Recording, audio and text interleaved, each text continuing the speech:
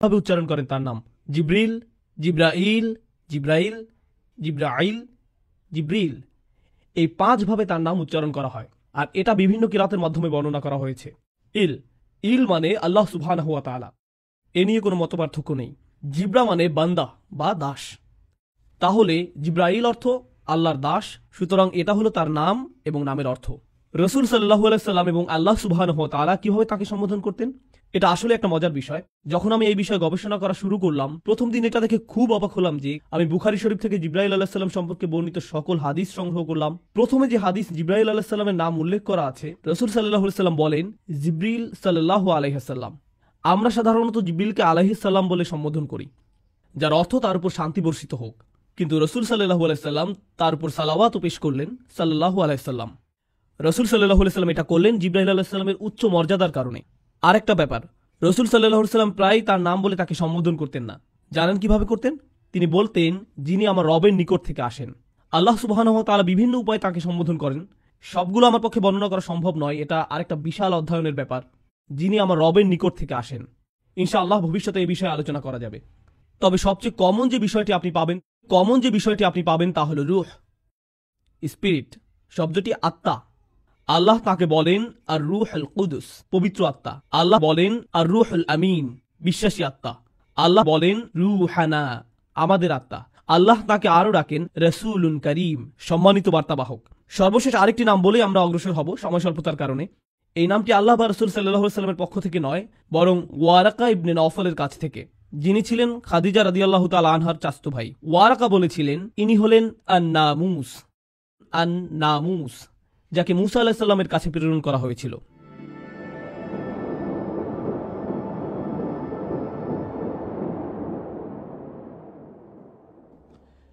জিব্রাইল আলাইহিস সালাম দেখতে কেমন ছিলেন? জিব্রাইল আলাইহিস সালাম বিভিন্ন রকম আকৃতি ধারণ করতেন। তিনি মানুষের আকৃতি ধারণ করতেন, আবার কখনো কখনো তিনি ফেরেশতার আকৃতিও ধারণ করতেন। রাসূল সাল্লাল্লাহু আলাইহি সাল্লাম বলেন আমি জিব্রাইল আলাইহিস সালামকে দেখেছি আর তার ছিল 600 ডানা। রাসূল সাল্লাল্লাহু আলাইহি সাল্লাম বলেন তিনি আল্লাহ প্রদত্ত একটি বিশাল সিংহাসনে উপবিষ্ট হয়ে সম্পূর্ণ দিগন্তকে ঢেকে ফেলতেন। রাসূল সাল্লাল্লাহু আলাইহি সাল্লাম আরো বলেন ওই 600 ডানা শুধু ছড়ানোই থাকতো না, তার ডানাগুলো থেকে প্রতিনিয়ত মণিমুক্তা ঝরতে থাকতো, আর তার ডানা রং ছিল সবুজ, তার পায়ের পাতার রঙও ছিল সবুজ। ফেরেশতার আকৃতিতে তাকে এমন দেখাতো, আর তিনি হলেন অন্য সকল ফেরেশতাদের চেয়ে আলাদা। মানুষ আকৃতিতে তাকে কেমন দেখাতো? জিব্রাইল আলাইহিস সালাম কয়েকজন মানুষের আকৃতি ধারণ করতেন, তাকে বিভিন্ন রকম দেখাতো, কিন্তু যখন তিনি রাসূল সাল্লাল্লাহু আলাইহি সাল্লামের নিকট আসতেন, তিনি সুনির্দিষ্ট একটি রূপ নিয়ে আসতেন। রাসূল সাল্লাল্লাহু আলাইহি সাল্লাম বলেন দিহিয়া ইবন খলিফা আল কলবি রাদিয়াল্লাহু তাআলা আনহুর মতো দেখাতো। দিহিয়া রাদিয়াল্লাহু তাআলা আনহুকে একজন সুন্দর ফেরেশতা, দিহিয়া রাদিয়াল্লাহু তাআলা আনহুকে বলা হতো বনু কলবের ইউসুফ। ইউসুফ আলাইহিস সালাম সম্পর্কে মহিলারা কি বলেছিল? ইনি একজন সুদর্শন ফেরেশতা। তো দিহিয়াকে বলা হতো বনু কলবের ইউসুফ। মহিলারা দিহিয়াকে পছন্দ করত।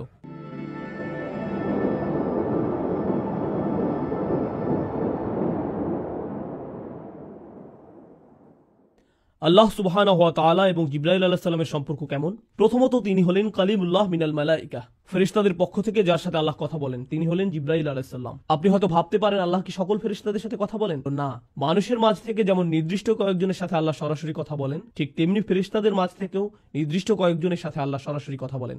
আল্লাহ 4 জন ফেরেশতার সাথে কথা বলেন, মুকাসসিমাতি আমরা, যারা আল্লাহর বিভিন্ন নির্দেশের বাস্তবায়ন ঘটান। এই 4 জনের সাথে আল্লাহ সরাসরি কথা বলার বর্ণনা পাওয়া যায়, কিন্তু আল্লাহ সবসময় সরাসরি জিব্রাইল আলাইহিস সালামের সাথে কথা বলে থাকেন। এমন একজন নবীর কাহিনীও আপনি পাবেন না যেখানে জিব্রাইল আলাইহিস সালামের আলোচনা নেই। আপনি যদি কাসাসুল আম্বিয়া পড়েন, প্রত্যেক নবীর আলোচনায় কোনো না কোনো ভাবে জিব্রাইল আলাইহিস সালামের নাম উঠে আসবেই, কারণ তাকে 1,24,000 পয়গম্বরের কাছে পাঠানো হয়েছিল। মুস্তাদ ইমাম আহমদের একটি হাদিসে 1,24,000 নবীর কথা উল্লেখ আছে। তাদের মাঝে 350 জন ছিলেন রসুল। তাদের প্রত্যেকের কাছে জিব্রাইল আলাইহিস সালামকে পাঠানো হয়েছিল তাদেরকে শিক্ষা দেওয়ার জন্য, গড়ে তোলার জন্য, সমর্থন দেওয়ার জন্য, প্রতিরক্ষার জন্য। তিনি প্রথম থেকেই তাদের সাথে ছিলেন। তার আরেকটি উপাধি ছিল নাসরুল আম্বিয়া, তিনি ছিলেন নবীদের সাহায্যকারী। জিব্রাইল আলাইহিস সালামই ইব্রাহিম আলাইহিস সালামকে শয়তানের প্রতি পাথর ছুঁড়তে বলেছিলেন, আর আমরা সেই ঘটনা স্মরণে শয়তানের প্রতি পাথর ছুঁড়ি। সুবহানাল্লাহ, দেখুন সেই ঘটনার কত চমৎকার ঐতিহ্য আমাদের। জিব্রাইল আলাইহিস সালামই ইব্রাহিম আলাইহিস সালামকে হজের নিয়ম কানুন শিখিয়েছিলেন। কখনো কখনো জিব্রাইল আলাইহিস সালামের ভূমিকাকে স্পষ্টরূপে উল্লেখ করা হয় না। ইউসুফ আলাইহিস সালামের গল্পে কখনো কি জিব্রাইল আলাইহিস সালামের উল্লেখ পেয়েছেন? আপনি ইউসুফ আলাইহিস সালামের উপর বিশাল আলোচনা শুনতে পারেন, সেখানে হয়তো জিব্রাইল আলাইহিস সালামের কথা কখনো বলা হয় না, কিন্তু তিনি সেখানে ছিলেন। আয়াতে বলা হয় ওয়ালাম্মা বালাগা আশুদ্দাহু আতাইনাহু হিকমান ওয়া ইলমা। তিনি যখন প্রাপ্তবয়স্ক হলেন তখন আমরা তাকে প্রজ্ঞা এবং জ্ঞান দিয়েছি। এতে ইঙ্গিত পাওয়া যায় যে তার নবুয়ত অনেক কম বয়সে শুরু হয়। আল্লাহ এবং জিব্রাইল আলাইহিস সালামের সাথে তার সম্পর্ক অনেক কম বয়স থেকেই শুরু হয়। জিব্রাইল আলাইহিস সালামের সাথে হযরত ইউসুফের কখন প্রথম দেখা হয়? যখন তার ভাইরা তাকে সেই কূপে নিক্ষেপ করেছিল আর তিনি কূপের তলায় পড়তে যাচ্ছিলেন। তখন তিনি এমন এক লোকের হাতের উপর ল্যান্ড করলেন যাকে তিনি আগে কখনো দেখেননি। তিনি ছিলেন জিব্রাইল আলাইহিস সালাম। জিব্রিল তাকে ধরে ফেলেন যেন ইউসুফ আলাইহিস সালাম পড়ে গিয়ে ব্যথা না পান। সুবহানাল্লাহ। চিন্তা করে দেখুন, ইবনুল কাইয়্যিম রাহিমাহুল্লাহ এই ব্যাপারে মন্তব্য করতে গিয়ে বলেন, এই ঘটনায় নিদর্শন রয়েছে যে কোন সৃষ্টি আল্লাহর রজ্জুকে ধারণ করলে আল্লাহ অবশ্যই তাকেও ধারণ করেন। তিনি আপনাকে পড়ে যেতে দিবেন না। মাঝে মাঝে এই উল্লেখটা খুব সূক্ষ্ম, আপনি হয়তো কোনো লক্ষণীয় উল্লেখের কথা শুনেন না। এখানে জিব্রাইল আলাইহিস সালামের ভূমিকাটা খুবই তাৎপর্যপূর্ণ। ইউসুফ আলাইহিস সালাম যেন পড়ে গিয়ে ব্যথা না পান সেজন্য আল্লাহ তাকে পাঠালেন ধরে ফেলার জন্য। কখনো কখনো বর্ণিত গল্পের নবীর সাথে নয়, বরং নবীর শত্রুদের সাথে জিব্রাইল আলাইহিস সালামের উল্লেখ পাওয়া যায়। তো মুসা আলাইহিস সালামের ঘটনায় তিনি মুসা আলাইহিস সালামের সাথে বহুবার ছিলেন, কিন্তু মুসা আলাইহিস সালামের ঘটনায় আমরা জিবরিল আলাইহিস সালামের উল্লেখের যে সহিহ বর্ণনা পাই তা আসলে তার শত্রু ফেরাউনের সাথে। তিরমিজি শরীফের একটি হাদিসে বর্ণিত আছে, জিবরাইল আলাইহিস সালাম নবী করিম সাল্লাল্লাহু আলাইহি ওয়াসাল্লামের নিকট আসলেন এবং তাকে বললেন, ফেরাউনের মৃত্যুর দিন যদি আপনি আমাকে দেখতেন, সে যখন সমুদ্রের তলায় ডুবে মারা যাচ্ছিল, আমি গিয়ে তাকে পেলাম এবং তার মুখে কাদা নিক্ষেপ করতে লাগলাম। আমি ভয় পাচ্ছিলাম যে সে হয়তো লা ইলাহা ইল্লাল্লাহ বলে ফেলবে আর ফলে আল্লাহ তাকে ক্ষমা করে দিবেন, কারণ আমি ভয় পাচ্ছিলাম যে সে হয়তো অনুশোচনা করে লা ইলাহা ইল্লাল্লাহ বলে ফেলবে। আল্লাহ সুবহানাহু ওয়া তাআলাকে জিবরাইল আলাইহিস সালামের চেয়ে বেশি কে চেনে? জিবরাইল আলাইহিস সালাম জানেন আল্লাহ এতই দয়ালু যে এমনকি ফেরাউনের মতো পাপিষ্ঠরও সুযোগ রয়েছে, আর তিনি আশঙ্কা করছিলেন যে ফেরাউনের এক মুহূর্তের অনুশোচনা তার হয়তো সারা জিন্দেগীর অপরাধ মুছে দিতে পারে। জিবরাইল আলাইহিস সালাম চিন্তিত ছিলেন যে ফেরাউনের জন্য হয়তো একটা সুযোগ তৈরি হতে পারে। এখন জিবরাইল আলাইহিস সালাম কি ফেরাউনের ভাগ্য নষ্ট করে দিয়েছেন? না। আল্লাহ জিবরাইল আলাইহিস সালামকে বলেন, হে জিবরাইল, আমার ইজ্জত ও গৌরবের কসম, যদি সে আন্তরিকতার সাথে ক্ষমা চাইতো আমি তাকে ক্ষমা করে দিতাম। তার মুখে তোমার কাদা নিক্ষেপ কোনো কাজে আসতো না, আমি তবু তাকে ক্ষমা করে দিতাম। তার মুখে তোমার কাদা নিক্ষেপ কোনো কাজে আসতো না, আমি তবু তাকে ক্ষমা করে দিতাম। এখন দেখুন, আপনি হয়তো ভাবতে পারেন মুখে কাদা মারার কারণ কি? যখন পাপী ব্যক্তি মারা যায় ফেরেশতারা তার মুখে আঘাত করতে থাকে। জিবরাইল আলাইহিস সালাম কেন ফেরাউনকে এত ঘৃণা করতেন? তিনি বলেন, আমি সেদিন থেকে তাকে ঘৃণা করতাম যেদিন সে বলেছিল আমি তোমাদের শ্রেষ্ঠ প্রভু। হাদিসে আমরা জিবরাইল আলাইহিস সালামের একটা বিষয় দেখতে পাই, মাঝে মাঝে যখন জিবরাইল আলাইহিস সালাম রাসূল সাল্লাল্লাহু আলাইহি সাল্লামের কাছে আসতেন, তিনি বলতেন না আল্লাহ এটা বলেছেন, বরং তিনি বলতেন আল আলা, সর্বোত্তম প্রভু, সর্বোত্তম প্রভু। এতে আল্লাহ সুবহানাহু ওয়া তাআলার প্রতি জিবরাইল আলাইহিস সালামের অপরিসীম শ্রদ্ধার প্রকাশ পায়। পরিশেষে ইমরানের পরিবারের সাথে কোনো সময় জিবরাইল আলাইহিস সালামকে নবীর সাথে উল্লেখ না করে নবীর পরিবারের সাথে উল্লেখ করা হয়। তো আমরা মরিয়ম আলাইহিস সালামের ঘটনা জানি। মরিয়ম আলাইহিস সালাম মসজিদের বাইরে পূর্ব দিকের কোনো এক স্থানে যেতেন, মাকানান শারকিয়া। তিনি মাসে একবার মসজিদের বাইরে পূর্ব দিকের কোনো এক জায়গায় যেতেন। অনেক আলেমের মতে সেটা ছিল সূর্যোদয় দেখার উদ্দেশ্যে। তিনি সেখানে গিয়ে সূর্যোদয় দেখতেন আর আল্লাহর জিকির করতেন। তিনি সেখানে মাটিতে দুটো লাঠি গেড়ে পর্দা টাঙিয়ে দিতেন, যেন এই খোলা জায়গায় মানুষ বুঝতে পারে এটা তার বসার জায়গা, কেউ যেন এটা নিকটে না আসে। তিনি অল্প বয়স্ক মেয়ে ছিলেন, 14 থেকে 18 বছর বয়সের। মোট কথা তিনি একজন টিনেজার ছিলেন, আর তিনি একা আল্লাহর উপাসনা করছেন, আল্লাহকে একা একা স্মরণ করছেন। আল্লাহ তাআলা বলেন, ফাআরসালনা ইলাইহা রূহানা, আমরা তার কাছে আমাদের রূহকে পাঠালাম। ফাতামাসসালা লাহা বাশারান সাওয়িয়া, জিবরাইল আলাইহিস সালাম তার নিকট একজন সুদর্শন পুরুষ আকৃতিতে আবির্ভূত হলেন।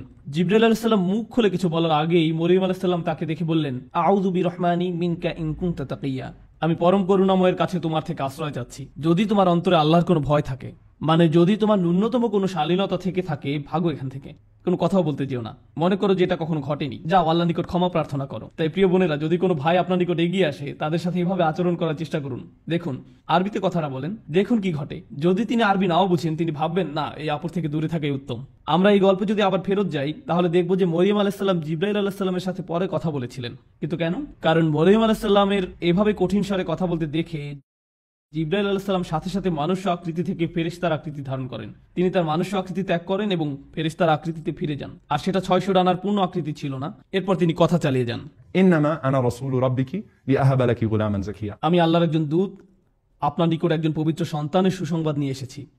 আল্লাহ এই সিদ্ধান্ত নিয়েছেন এবং কাযালিক, এটা ইতিমধ্যে করা হয়েছে। ওয়ালিনাজআলাহু আয়াতাল লিন্নাস ওয়া রাহমাতাম মিন্না, আমি তাকে মানুষের জন্য একটি নিদর্শন ও আমার পক্ষ থেকে অনুগ্রহ শুরু করতে চাই। ওয়া কানা আমরান মাকদিয়া, আর এই প্রক্রিয়া ইতিমধ্যে শুরু হয়ে গেছে। এখানে কাদা মানে সিদ্ধান্তের বাস্তবায়ন, আর কানা আমরান মাকদিয়া মানে আপনি ইতিমধ্যে গর্ভবতী হয়ে গেছেন। ফাহামালাতহু, অতঃপর তিনি গর্ভে সন্তান ধারণ করলেন। ফান্তাবাদাত বিহি মাকানান কসিয়া, ওই অবস্থায় এক দূরবর্তী স্থানে চলে গেলেন। গর্ভকালীন পুরো সময়টা তিনি লুকিয়ে থাকলেন। আর যখন সন্তান জন্মদানের সময় আসলো, মনে রাখবেন তিনি ছিলেন একজন অনভিজ্ঞ তরুণী, তার পাশে সাহায্য করার মতো কেউ ছিল না। তিনি পূর্বে কখনো সন্তান জন্ম দেননি। প্রসব বেদনা তাকে এক খেজুর বৃক্ষের মূলে আশ্রয় নিতে বাধ্য করলো। তিনি বললেন, হায়, আমি যদি কোনো কারণে এর পূর্বেই মারা যেতাম এবং মানুষের স্মৃতি থেকে বিলুপ্ত হয়ে যেতাম। যেহেতু মরিয়ম আলাইহিস সালামের গর্ভধারণ বা সন্তান জন্মদানের কোনো অভিজ্ঞতা ছিল না, আর গর্ভধারণ এবং সন্তান জন্মদান একজন মেয়ের প্রায় মৃত্যুর কাছাকাছি নিয়ে যায়, মহিলারা যারা শুনছেন তারা হয়তো ভাবছেন, হ্যাঁ আমরা জানি। যেহেতু গর্ভধারণ এবং সন্তান জন্মদান একজন মেয়েকে প্রায় মৃত্যুর কাছাকাছি নিয়ে যায়, মনে করছিলেন তিনি মারা যাচ্ছেন।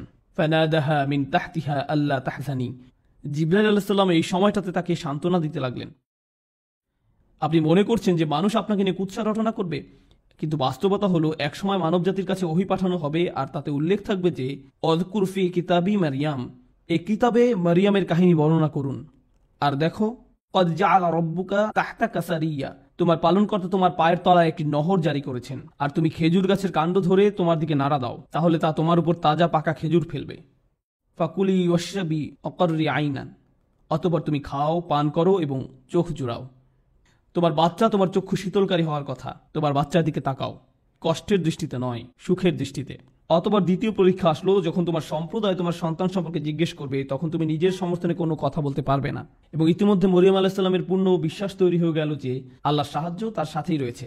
তাই মরিয়ম আলাইহিস সালাম যখন তার সম্প্রদায়ের সম্মুখীন হলেন, তিনি জানতেন না যে আল্লাহ কিভাবে তাকে রক্ষা করবেন, কিন্তু যেহেতু তাকে সঠিক উপায়ে প্রশিক্ষিত করা হয়েছে, আল্লাহর উপর তার নির্ভরতা চূড়ান্ত রূপে আবির্ভূত হলো। তিনি ভাবলেন কিছু একটা ঘটতে যাচ্ছে, আর ঠিকই আল্লাহ সুবহানাহু ওয়া তাআলা তাকে পুরস্কৃত করলেন। এখানে জিবরাইল আলাইহিস সালাম ঈসা আলাইহিস সালামের দায়িত্ব গ্রহণ করেন। আল্লাহ সুবহানাহু ওয়া তাআলা বলেন, আমরা তাকে পবিত্র আত্মার মাধ্যমে সাহায্য করেছি। এমনকি আল্লাহ এটাকে ঈসা আলাইহিস সালামের প্রতি একটি অনুগ্রহ হিসেবে উল্লেখ করেন। আমি তোমাকে পবিত্র আত্মার মাধ্যমে সাহায্য করেছি। ঈসা আলাইহিস সালামকে জিবরাইল আলাইহিস সালামের মাধ্যমে তার সারা জীবন জুড়ে সাহায্য করা হয়। শুধু এটা নয়, বরং আলেমদের মতে জিবরাইল হচ্ছেন একমাত্র ফেরেশতা যিনি কোনো নবীকে আকাশে নিয়ে যেতে পারেন। তো যখন ঈসা আলাইহিস সালামকে ক্রুশবিদ্ধ করে হত্যা করার ষড়যন্ত্র করা হয়, তখন তাকে জীবিত অবস্থায় আকাশে উঠিয়ে নেওয়ার জন্য একজন ফেরেশতা পাঠানো হয়। কিয়ামতের পূর্বে আল্লাহর হুকুমে তাকে আবার পৃথিবীতে পাঠানো হবে, আর সেই ফেরেশতা ছিলেন জিবরিল আলাইহিস সালাম। আমি এর তাৎপর্য বোঝার চেষ্টা করেছিলাম যে কেন আল্লাহ এই কথাটি ওয়া মা তানাজ্জালু ইল্লা বিআমরি রাব্বিকা সূরা মরিয়মে বলেছেন। বেশ কিছুদিনের জন্য জিবরাইল আলাইহিস সালাম দেখা না দিলে রাসূল সাল্লাল্লাহু আলাইহি ওয়াসাল্লাম মনে মনে দুঃখ পেতেন। আর তাই জিবরাইল আলাইহিস সালাম রাসূল সাল্লাল্লাহু আলাইহি ওয়াসাল্লামকে বললেন, দেখুন, আল্লাহর নির্দেশ পেলেই কেবল আমরা আপনার কাছে আসি, আমরা নিজেদের ইচ্ছামতো আসতে পারি না, আমরা এই সিদ্ধান্ত নিতে পারি না। আর এই কথাটি খুবই ব্যক্তিগত শোনায়, ওয়া মা নাতানাজ্জালু ইল্লা বিআমরি রাব্বিক। কেন সূরা মরিয়মে? ইসলামী পণ্ডিতদের মতে এই সূরায় বর্ণিত প্রত্যেক নবীর ঘটনায় জিবরাইল আলাইহিস সালামের গুরুত্বপূর্ণ ভূমিকা রয়েছে। চিন্তা করে দেখুন, জাকারিয়া, মারিয়াম, ঈসা, ইব্রাহিম, মুসা, ইদ্রিস, ইসমাঈল আলাইহিস সালাম, ওনাদের সবার জীবনে জিবরাইল আলাইহিস সালাম গুরুত্বপূর্ণ ভূমিকা পালন করেন। তাই এই সূরাতেই রাসূল সাল্লাল্লাহু আলাইহি ওয়াসাল্লামকে বলা হয়েছে, দেখুন, আমরা শুধু আল্লাহর হুকুমই অবতরণ করি জ্ঞান নিয়ে।